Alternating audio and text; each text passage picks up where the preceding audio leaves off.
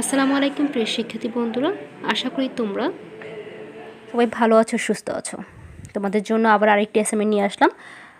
তোমাদের যে অ্যাসাইনমেন্টটা আছে, যারা কমার্সের স্টুডেন্ট আছো তাদের জন্য অ্যাসাইনমেন্ট নিয়ে আসলাম। ব্যবসায় সংগঠন ব্যবস্থাপনার যে অ্যাসাইনমেন্টটি, দ্বিতীয় পত্রের যে অ্যাসাইনমেন্টটা।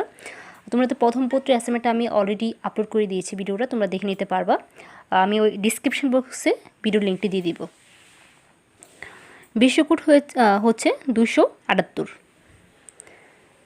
ভিডিওটি শুরু করার আগে বলে দিয়েছি, যারা আমার চ্যানেলটি নতুন আছো, যারা আমার ভিডিও নতুন দেখছো, তারা চ্যানেলটিকে সাবস্ক্রাইব করে দেবে আর পাশে থাকা নোটিফিকেশন বেলটি অন করে দেবে, তাহলে তোমরা অ্যাসাইনমেন্ট সম্পর্কিত সব ধরনের তথ্যগুলো পেয়ে যাবে। আর যারা অলরেডি সাবস্ক্রাইব করেছো তাদেরকে অসংখ্য ধন্যবাদ। তোমাদের আজকের যে অ্যাসাইনমেন্ট, তার শিরোনাম হচ্ছে ব্যবস্থাপনার ধারণা। প্রথম অধ্যায় থেকে দেওয়া হয়েছে এটি ব্যবস্থাপনার ধারণা। তোমাদের অ্যাসাইনমেন্ট দেওয়া হয়েছে, এটি তোমাদের অ্যাসাইনমেন্ট। একটি প্রতিষ্ঠানের সার্বিক সাফল্য নির্ভর করে ব্যবস্থাপনার মৌলিক কার্যাবলী বিশ্লেষণ ও প্রয়োগের উপর উক্তির যথাযথটা মূল্যায়ন। এটা তোমাদের অ্যাসাইনমেন্ট। আর তোমাদেরকে অ্যাসাইনমেন্ট লিখতে হবে এগুলো: ব্যবস্থাপনার ধারণা, ব্যবস্থাপনার গুরুত্ব, ব্যবস্থাপনার কার্যাবলী আর ব্যবস্থাপনার সার্বজনীনতা। এগুলো তোমরা সবগুলো তোমাদের বইয়ে পেয়ে যাবে, খুবই সহজে পেয়ে যাবে বইয়ে।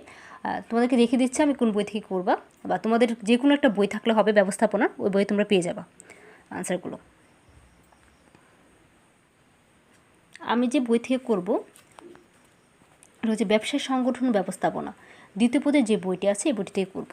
মোহাম্মদ খালেকুজ্জামান এই বইটি থেকে করব। এখন আমি ব্যবস্থাপনার ধারণা যে প্রশ্নের আনসার আছে, প্রথম প্রশ্নের উত্তর এটা তোমাদের বলে দিচ্ছি। ব্যবস্থাপনা শব্দটি ইংরেজি ম্যানেজমেন্ট শব্দের প্রতিশব্দ। ইংরেজি ম্যানেজমেন্ট শব্দটির সমার্থক শব্দ গণনা করা হয় টু হ্যান্ডেল, অর্থাৎ পরিচালনা করা বা পরিচালনা।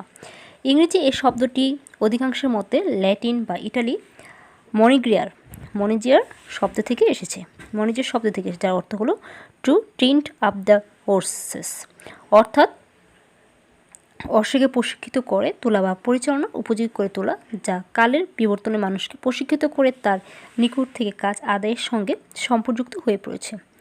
তোমরা এখান থেকে একটা উদাহরণ দিতে পারো। এখানে উদাহরণ দেওয়া আছে, জনাব হক ছোটো ব্যবসায় নিয়ে শুরু করেন, এখন অনেক বড় ব্যবসায় গড়ে তোলেন।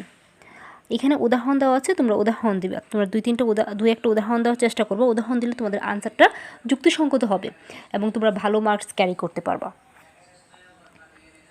তাই বলছি তোমরা অবশ্যই উদাহরণ দিবা। আর এখানে আছে ব্যবস্থাপনার ধারণা, বিষয়টা আরও ক্লিয়ার হয়ে যাবে যদি তোমরা এই ছকটা পূরণ করো। এই ছকটা যদি লেখো তাহলে তোমরা ব্যবস্থাপনার ধারণাটা আরও ক্লিয়ার করে দিতে পারবা। অর্থাৎ যারা তোমাদের অ্যাসাইনমেন্ট কাটবে তারা তোমাদের প্রতি ইমপ্রেসড হয়ে যাবে, তোমাদেরকে ভালো মার্কস দেওয়ার চেষ্টা করবে। মার্কস তো আমরা সবাই পাবো, ঠিক না? পাস মোটামুটি সবাই করবে পাস, বাট ভালো মার্কস ক্যারি হয়েছে, ভালো মার্কস তোমাদেরকে অ্যাসাইনমেন্টের মাধ্যমে ক্যারি করতে হবে। তাই তোমরা এখানে কী করবে, যে ছকটা আছে ছকটা লিখে দিবা। আর তোমরা অবশ্যই অ্যাসাইনমেন্টগুলো বই থেকে করার চেষ্টা করবা। যে প্রশ্নটা আছে 2 নম্বর প্রশ্নটা, এখন আনসার লিখবো আমরা। ব্যবস্থাপনার কি গুরুত্ব রয়েছে সে প্রশ্নের আনসার লিখবো আমরা। যে কোনো সংঘবদ্ধ প্রচেষ্টায় ব্যবস্থাপনা অত্যন্ত শক্তিশালী উপাদান। এটি এমন এক শক্তি যা প্রতিষ্ঠানের সকল উপকরণকে কার্যকরভাবে সংগঠিত ও লক্ষ্যবানে পরিচালিত করে। ব্যবস্থাপনা কার্য দক্ষতা ও যোগ্যতার সাথে পরিচালিত হলে তা যেমনই প্রতিষ্ঠানকে সফলতা দান করে, তেমনি ব্যবস্থাপনা কার্যে অদক্ষতা প্রদর্শিত হলে উপকরণ যত উন্নত হোক না কেন তা কোনো কার্যকর ফল দিতে পারে না। পাশাপাশি দুটি হাসপাতাল একই পরিমাণ মূলধন ও ভৌত সুযোগ সুবিধা নিয়ে প্রতিষ্ঠান দুটি যাত্রা শুরু করেছিল। একটা এগিয়ে যাচ্ছে ও অন্যটা পিছিয়ে যাচ্ছে। পার্থক্যের কারণ খুঁজলে দেখা যাবে একটা ব্যবস্থাপনা অন্যটির চেয়ে উত্তম। তোমরা এখানে ব্যবস্থাপনার গুরুত্বটা দিয়ে দিবা, তোমরা বাকিটা পড়ে নিবা। এখানে আমি তোমাদের পয়েন্টগুলো বলে দিচ্ছি, কী পয়েন্টের কারণে ব্যবস্থাপনার গুরুত্বটা বেড়ে যায়। উপকরণাদের সুষ্ঠু ব্যবহার, উপকরণদের সুষ্ঠু ব্যবহার থাকতে হবে, তাহলে ব্যবস্থাপনার গুরুত্বটা বেড়ে যাবে। এখানে উপকরণদের কী জিনিস আছে তোমরা ভালো করে দেখে নিবা। তাও আমি একটু বলছি। উপকরণ বলতে কার্য সম্পাদনের জন্য ব্যবহার্য বস্তুকে বোঝায়, তাই উৎপাদনের কাজে লাগে এমন প্রয়োজনীয় বস্তুকে উৎপাদনের উপকরণ বলে। উপকরণ কাকে বলে দিবা তোমরা। আর এখান থেকে যদি উদাহরণ থাকে উদাহরণ দিয়ে দিবা। তোমরা বিষয়টা ভালো করে পড়ে নেবা। যারা লিখবা তখন লেখার সামনে তোমরা পড়ে লিখবা, তাহলে তোমরা বুঝতে পারবা। এখন আমি চলে আসলাম 2 নম্বর পয়েন্টে। 2 নম্বর পয়েন্ট হচ্ছে দক্ষতা বৃদ্ধি। এখন আমরা দক্ষতা বৃদ্ধি সম্পর্কে কিছুটা লিখব, দেন আমরা এক্সাম্পল দিয়ে দেবো। এখানে এক্সাম্পল আছে অনেকগুলো, তোমরা দেখতে পাচ্ছ। যন্ত্রপাতি, কাঁচামাল, মূলধন ইত্যাদি দক্ষতা বৃদ্ধি পায়। কী কী কারণ দক্ষতা বৃদ্ধি পায়? ব্যবস্থাপনার দক্ষতাগুলো কী কী কারণে বৃদ্ধি পায়? ব্যবস্থাপনার গুরুত্বগুলো কী? আমরা তো তাই নিয়ে প্রশ্ন লিখছি, তাই না? তাহলে আমাদের দক্ষতা বৃদ্ধিকে ফার্স্টে আমরা লিখব পয়েন্টটা, দেন আমরা কী করব, এখান থেকে দক্ষতা বৃদ্ধির কিছুটা লিখব, দেন আমরা কী করব, উদাহরণ দিয়ে দেব। আমরা পয়েন্টগুলো সবগুলো লিখব, যেহেতু আমাদেরকে পয়েন্টের কথা বলে দেওয়া হয়েছে। আমাদের 5 থেকে 6টি পয়েন্ট আমরা ভালো করে লিখব। শৃঙ্খলা প্রতিষ্ঠা। শৃঙ্খলা প্রতিষ্ঠাটা কি? শৃঙ্খলা বলতে রীতি, নিয়ম, নীতি, সুব্যবস্থা ইত্যাদিকে বোঝায়। শৃঙ্খলা বলতে আমরা কাকে বোঝাই বলে বুঝতে পারলাম। আর যদি এখানে উদাহরণ থাকে, উদাহরণটা দিয়ে দিবা। এখানে আরও লেখা আছে, একটা প্রতিষ্ঠান, সমাজ, রাষ্ট্র ইত্যাদি সর্বক্ষেত্রে বিষয়টি প্রযোজ্য। অর্থাৎ এক শৃঙ্খলা ছাড়া কোনো প্রতিষ্ঠান চলতে পারে না, কোনো সমাজ চলতে পারে না, কোনো রাষ্ট্র চলতে পারে না। প্রত্যেকটা ক্ষেত্রে আমাদেরকে শৃঙ্খলা মেনে চলতে হবে। আর একটা প্রতিষ্ঠানের সবারই দায়িত্ব, সমাজের দায়িত্ব, রাষ্ট্রের দায়িত্ব শৃঙ্খলা মেনে চলা। আশা করি তোমরা বুঝতে পেরেছ। উত্তম সম্পর্ক প্রতিষ্ঠা। উত্তম সম্পর্ক প্রতিষ্ঠা বলতে কি বোঝানো হয়েছে? একটা প্রতিষ্ঠানের উন্নয়নে প্রতিষ্ঠান সংশ্লিষ্ট বিষয়পক্ষ, যেমন মালিক, ব্যবস্থাপক, শ্রমিক, কর্মী, ক্রেতা ও ভোক্তা, সরবরাহকারী ইত্যাদি সবার সাথে সৌহার্দ্যপূর্ণ সম্পর্ক থাকা খুবই গুরুত্বপূর্ণ। অর্থাৎ এখানে কী বোঝানো হয়েছে? শ্রমিকের সাথে, কর্মীর সাথে, ক্রেতা, ভোক্তা যারা থাকবে, মালিক, ব্যবস্থাপক, সবার সাথে আমাদের কী থাকতে হবে? ভালো একটা সম্পর্ক থাকতে হবে। তাহলে আমরা কী করতে পারবো? যে ব্যবস্থাপনার ক্ষেত্রে আমরা কী করতে পারবো? ভালো একটা ফল পাবো এবং কী করতে পারবো? উন্নতি করতে পারবো। এখানে যদি এক্সাম্পল থাকে, এক্সাম্পলটা দিয়ে দেবে। দেখো এখানে এক্সাম্পল হিসেবে আছে, একটা প্রতিষ্ঠানে এই কথা সর্বোত্তভাবে প্রযোজ্য। মালিক বা ব্যবস্থাপনার মধ্যে যদি পারস্পরিক সম্পর্ক অভাব থাকে, গ্রুপিং, লবিং যদি নিত্যকার বিষয় হয়, তবে নিচের স্তরের কর্মরত শ্রমিক কর্মীরা তার দ্বারা দ্রুত প্রভাবিত হয়ে থাকে। তোমরা বুঝতে পেরেছ। কর্মসংস্থানের সুযোগ বৃদ্ধি। কর্মসংস্থানের সুযোগ বৃদ্ধি কি? কর্মসংস্থানের সুযোগ সৃষ্টি বলতে মানুষকে কাজে লাগানোর মতো নতুন নতুন ক্ষেত্র সৃষ্টিকে বোঝায়। কর্মসংস্থান কি বলতে কি বোঝাই আমরা? কর্মসংস্থান বলতে বোঝায় আমরা নতুন নতুন কাজের উদ্যোগ যাতে করতে পারি এবং বেশি মানুষের কর্মসংস্থানের সুযোগ যাতে করতে পারি, যাতে বেশি মানুষকে কাজে লাগাতে পারি। এটাই মূলত কর্মসংস্থানের সুযোগ বৃদ্ধি। অর্থাৎ আমরা কর্মসংস্থানের জন্য নতুন নতুন সেক্টর খুলতে পারি। দেন আমরা কী করবো? কর্মসংস্থান সম্পর্কে ফার্স্টে আমরা কিছুটা লিখবো, দেন আমরা এক্সাম্পল দিয়ে দেবো। এখন আমরা চলে আসলাম থার্ড কোশ্চেনে, ব্যবস্থাপনার কার্যাবলী ব্যাখ্যা করতে পারবে। এখন আমরা ব্যবস্থাপনার কার্যাবলী ব্যাখ্যা করব। ব্যবস্থাপনার কার্যাবলী কী? ফার্স্টে আমরা লিখব ব্যবস্থাপনার কার্যাবলী কী, দেন আমরা ব্যবস্থাপনার কার্যাবলীটা আমরা একটা ছকের মাধ্যমে দেখিয়ে দেব। ব্যবস্থাপনার কার্যাবলীর জন্য এখানে 2টা ছক আছে, তোমরা চাইলে 2টা ছকই দিতে পারো। আর যদি তোমরা মনে করো বেশি লিখে হয়ে যাচ্ছে, তাহলে তোমরা একটা ছক দিয়ে ব্যবস্থাপনার কার্যাবলীটা বুঝিয়ে দিতে পারো। ব্যবস্থাপনা কার্যাবলী সম্পর্কে আমরা কিছুটা লিখবো এখান থেকে, দেন আমরা পয়েন্টে চলে যাব।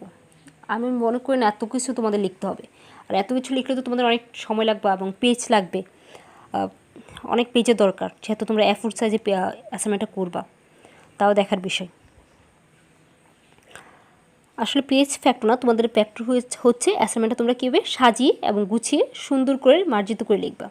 তোমরা কীভাবে একজন যে তোমাদের খাতা কাটবে তাকে কীভাবে ইমপ্রেস করবা, তোমাদের বিষয় হচ্ছে এটা।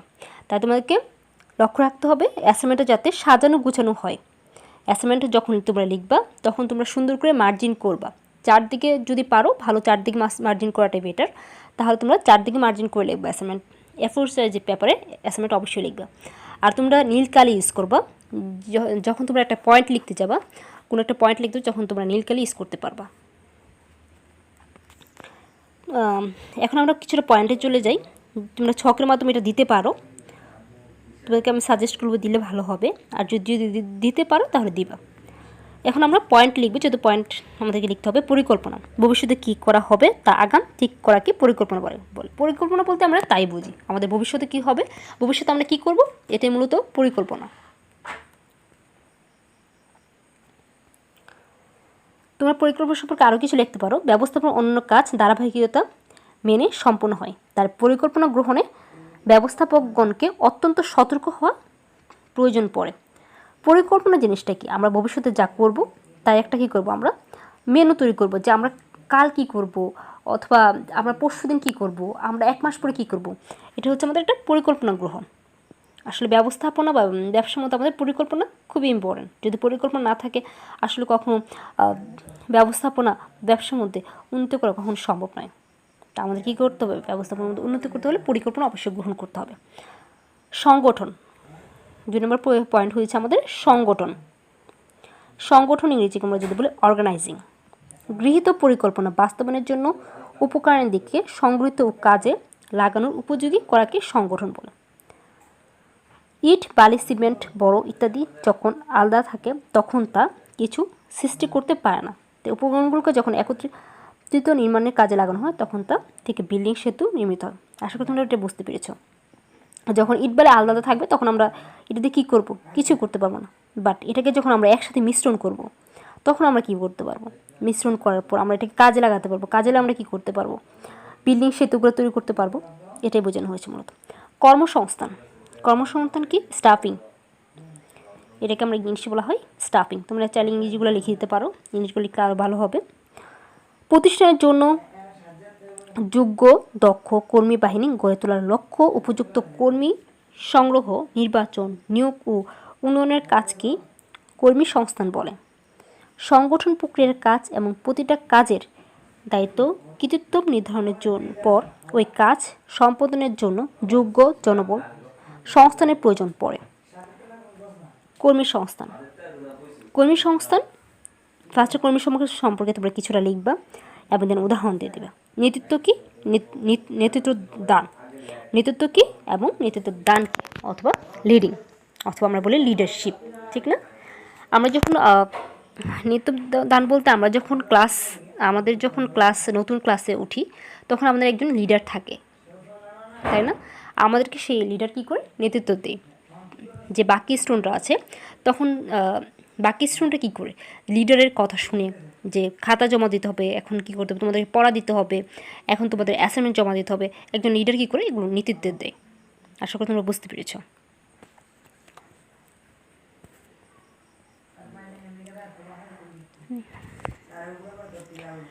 এখানে আরও আছে নেতৃত্ব দানকে আর ভাগ করা হয়েছে।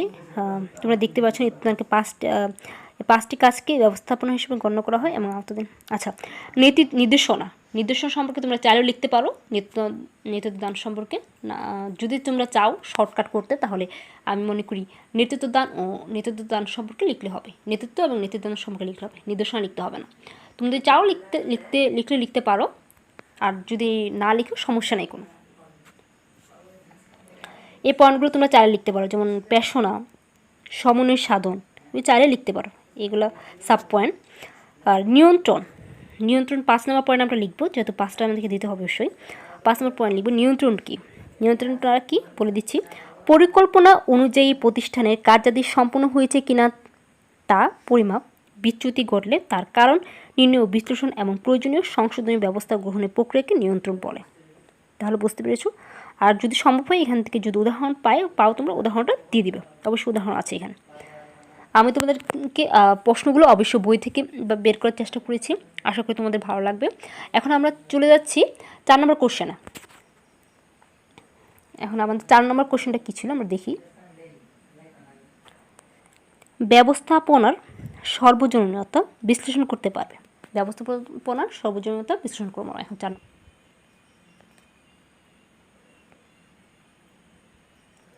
তোমাদের 4 নম্বর কোশ্চেন হচ্ছে ব্যবস্থাপনার সর্বজনীনতা বিশ্লেষণ করতে পারবে। এটা হচ্ছে তোমাদের 4 নম্বর কোশ্চেন। ব্যবস্থাপনার সর্বজনীনতা কি আমরা ফার্স্টে লিখবো এটা। তো দেখো ব্যবস্থাপনার সর্বজনীনতা সম্পর্কে আমরা ফার্স্টে লিখবো। তুমি এখান থেকে শুরু করতে পারো।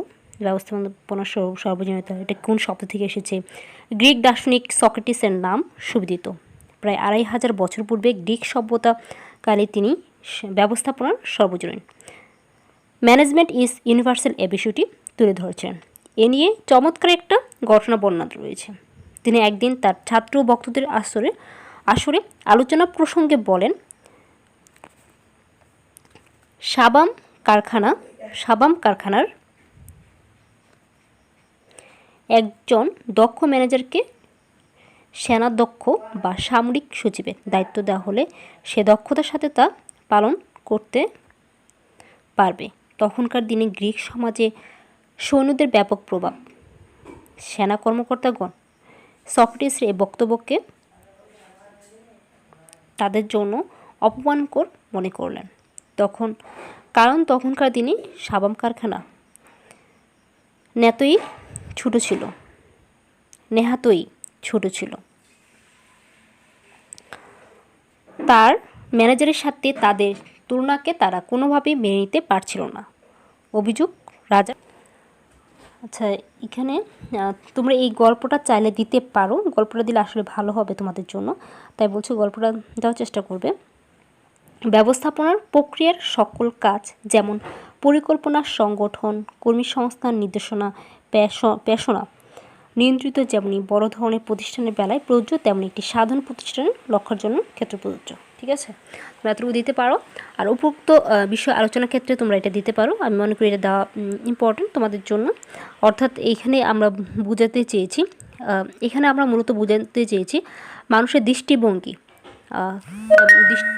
দৃষ্টিভঙ্গি সমাজভেদে চেঞ্জ হলেও চিন্তা অথবা দৃষ্টিভঙ্গি মানুষের সমাজভেদে চেঞ্জ হলেও ব্যবস্থাপনার ক্ষেত্রে এটা দিন দিন হ্রাস পাচ্ছে, এটা মূলত বোঝানো হয়েছে এখানে। আর যদি আমরা এখানে অর্থাৎ সুষ্ঠু ব্যবস্থাপনার বড় কর্পোরেশনে প্রেসিডেন্ট, হাসপাতাল পরিচালক, সরকারি প্রথম সারির তত্ত্বাবধায়ক, বয় স্কাউট লিডার, গির্জার পাদ্রী, যা লিখছে এখানে, দলের ম্যানেজার এবং বিশ্ববিদ্যালয়ের প্রেসিডেন্ট সবার সঙ্গে সম্পর্কযুক্ত। এটা বোঝানো হয়েছে ব্যবস্থাপনা সবার ক্ষেত্রেই এটা কি সম্পর্কযুক্ত, এটা সবার মানে সমাজের প্রত্যেকটা মানুষই ব্যবস্থাপনার প্রয়োজন, এবং যারা ব্যবস্থাপনা করেন তাদের মধ্যে একটা কী থাকা প্রয়োজন, একটা মিল থাকা প্রয়োজন, তাদের চিন্তা ভাবনার মধ্যে একটা মিল থাকা প্রয়োজন, তাদের দৃষ্টিভঙ্গির মধ্যে একটা মিল থাকা প্রয়োজন। আশা করি তোমরা আমার পড়াগুলো বুঝতে পেরেছো। যদি বুঝতে পারো, যদি তোমাদের ভালো লেগে থাকে একটা লাইক করে দিবে, আর যারা চ্যানেলটিতে নতুন আছো চ্যানেলটিকে সাবস্ক্রাইব করে দেবে, আর ভিডিওটা বেশি বেশি করে শেয়ার করে দেবে, তাহলে তোমাদের যে বন্ধুরা আছে, ফ্রেন্ডরা আছে, তোমাদের ক্লাসমেটরা আছে, তারা উপকৃত হতে পারবে।